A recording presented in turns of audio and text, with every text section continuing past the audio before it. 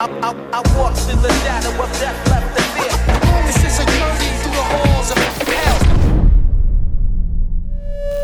Yes people, what is good? I am BA, and today's movie I'm going to review is Hook from 1991. Now I actually know some interesting facts about this. Steven Spielberg for a long time wanted to direct Steven Spielberg's Peter Pan. And of course the sensible way to do that is to take the book, get a really high level, perhaps Oscar winning writer, and get him to tackle the source material and get a really tight classy script from the original book. And I believe that was Steven Spielberg's plan for a few years until the project kinda just fizzled away, as they do. However, somewhere else in Hollywood there was a writer making a really ballsy play with a script not connected to Steven Spielberg, and he was thinking about the Peter Pan story from a fresh perspective. What if Peter Pan did grow up? So instead of just tackling the original book, he essentially wrote a sequel in a screenplay, and it was so fresh that the studios jumped all over it, and I believe the guy who initially wrote it was in line to direct until Steven Spielberg heard about it, and he apparently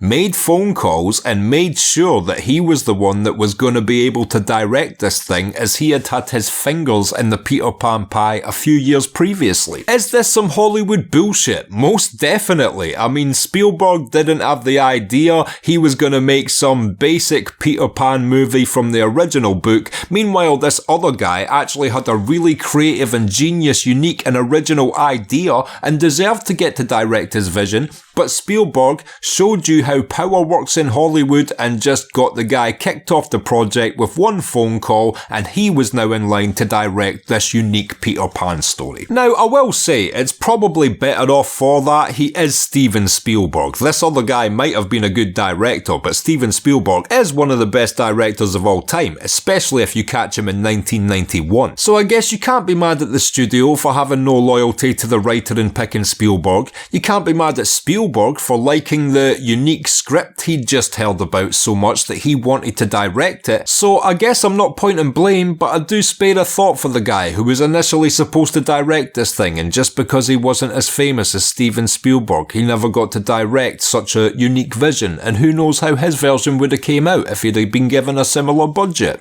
You never know. Anyway, Spielberg takes the reins and he starts casting, and we get Robin Williams as Peter Pan, Julia Roberts as Tinkerbell, Dustin Hoffman as Captain Hook, and I think Bob Hoskins plays Smee. Now, first of all, I feel like Robin Williams was actually a good choice for Peter Pan because he does have that childlike silliness. It's his entire style of humour, but also he proved later on he can do serious roles. And for his performance in this, it does require him to go back and forth, because at the beginning he's the boring adult who grew up and never kept that joy of a child, and throughout the film we see him have to rediscover who he was in order to save the people of Neverland again. And it's actually a lot harder than you think to have the range of like boring businessman dad and then pantomime Peter Pan. And when you think of all the actors in that era on paper who could have actually pulled that off and not had us cringing at one of the two performances, Robin Williams is a really solid choice. And also shout outs to Dustin Hoffman as Captain Hook. To this day he is my favourite Captain Hook. I don't know, he just captured some beautiful mix of like the animated Captain Hook,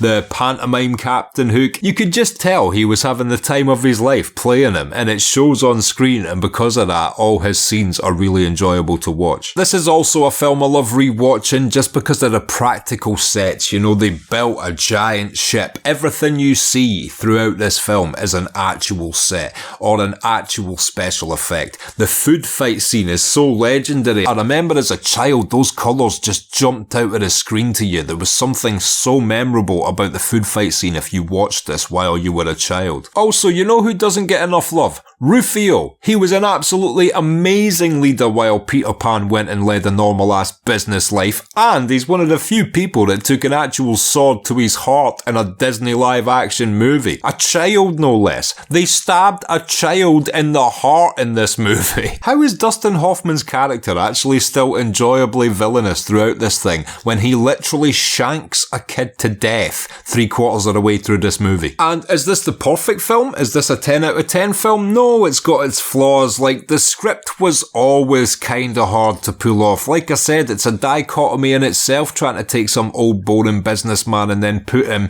at 45 years of age back in his Peter Pan tights, trying to fly about and act like a child again. It's like a hard thing to capture visually and make it work correctly all the time. And there's things this film could have done without, there's things this film could have done with. But what I take away from it is, it's enjoyable in the way that a modern Pirates of the Caribbean sort of is. You know, it's about entertainment and popcorn and adventure, but unlike Pirates of the Caribbean, it's also got that layer of all the effects still being practical. You're not just watching computer effects for 50 minutes of your screen time. These are all real things built like theme park rides in an amusement park. And to me, that always adds a richness to it that makes something feel timeless, whereas nowadays it wouldn't to me. But I guess all in all, you just really have to applaud them going in this direction. And even for Spielberg to see the uniqueness of the script and decide to do that over the safe choice of just remaking the book and getting a script together from the source material, which is the easy option and the one the studio would have probably preferred too. So yeah, this script must have just jumped off the page at these people, and I'll tell you this, it's certainly more memorable than just another retelling of the classic Peter Pan story. I'll always applaud people for taking a risk with something original